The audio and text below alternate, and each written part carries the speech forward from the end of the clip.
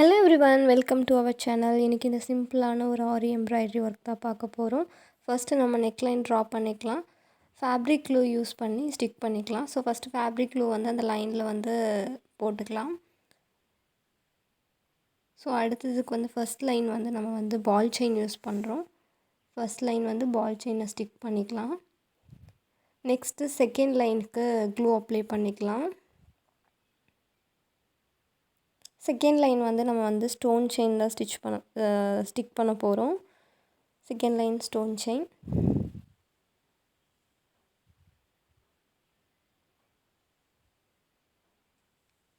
அடுத்து தேர்ட் லைனுக்கு clue apply பண்ணிக்கலாம். தேர்ட் லைன் திரும்ப வந்து பால் செயின் தான் ஸ்டிக் பண்ண போகிறோம். பால் செயின்.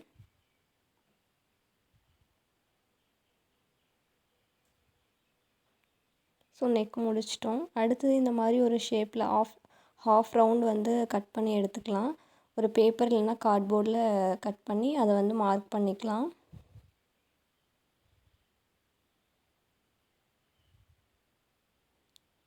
இந்த மாதிரி நெக்லைன் ஃபுல்லாக ட்ரா பண்ணிக்கலாம்.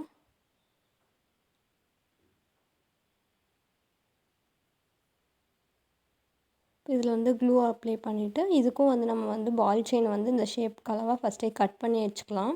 ஸோ அதை வந்து ஸ்டிக் பண்ணிக்கலாம். இந்த ஆஃப் ரவுண்டு மெஷர் பண்ணி ஃபஸ்ட்டே வந்து நம்ம வந்து பால் செயினை கட் பண்ணிவிட்டு க்ளூ அப்ளை பண்ணி ஸ்டிக் பண்ணிக்கலாம். நீங்கள் இதுக்கு பதிலாக சுகர் பீடை கூட யூஸ் பண்ணிக்கலாம். உங்களுக்கு பால் செயின் பிடிக்கல அப்படின்னா நீங்கள் சுகர் பீடவே நார்மல் நீடில் வந்து இது பண்ணிக்கலாம். இதே மாதிரி ஃபுல்லாக அந்த ஆஃப் ரவுண்ட் ஃபுல்லாக வந்து ஸ்டிக் பண்ணிக்கலாம்.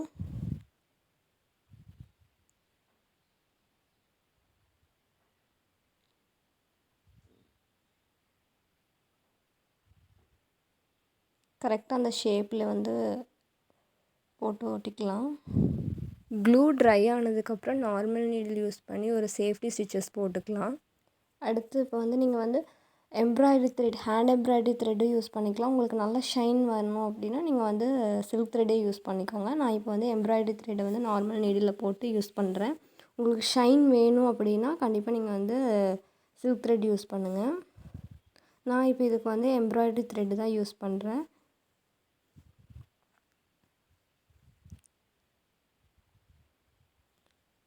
இந்த மாதிரி ஃபில் பண்ணிக்கலாம். ஃபஸ்ட்டு சென்டர்லேருந்து அந்த லாஸ்ட்டுக்கும் திரும்ப சென்டர்லேருந்து இந்த லாஸ்ட்டுக்கு கொண்டு வந்திங்கன்னா தான் ஈவனாக வரும். ஒரே ஈவனாக த்ரெட் வந்து இதாகும்.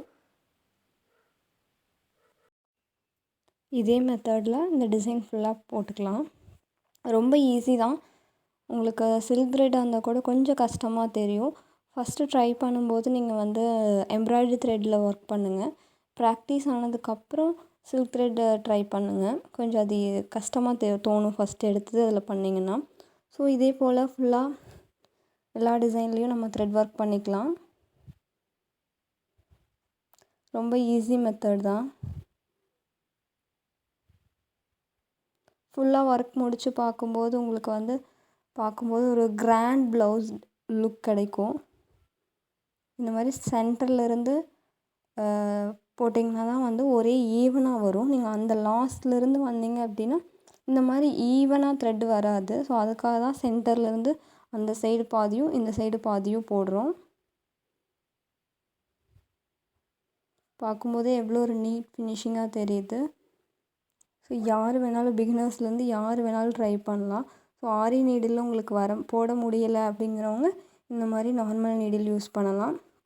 இதிலுமே ஃபுல்லாக உங்களுக்கு வந்து ஆரி மாதிரியே இருக்கணும், டிஃப்ரெண்ட்டே தெரியக்கூடாது அப்படின்னு நினச்சிங்கன்னா பால் செயினுக்கு பதிலாக சுகர் பீட்ஸ் யூஸ் பண்ணி நார்மல் நீட்லேயே இதே மாதிரி ஸ்டிச் பண்ணிங்க அப்படின்னா உங்களுக்கு வந்து ஒரு டிஃப்ரென்ஸ் கூட யாரும் கண்டுபிடிக்க முடியாது.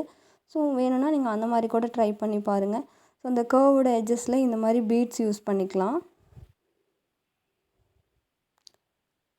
எல்லா கர்வ்லேயுமே இந்த மாதிரி 2 பீட்ஸ் யூஸ் பண்ணி ஸ்டிச் பண்ணிக்கலாம் நார்மல் நீடில் யூஸ் பண்ணி.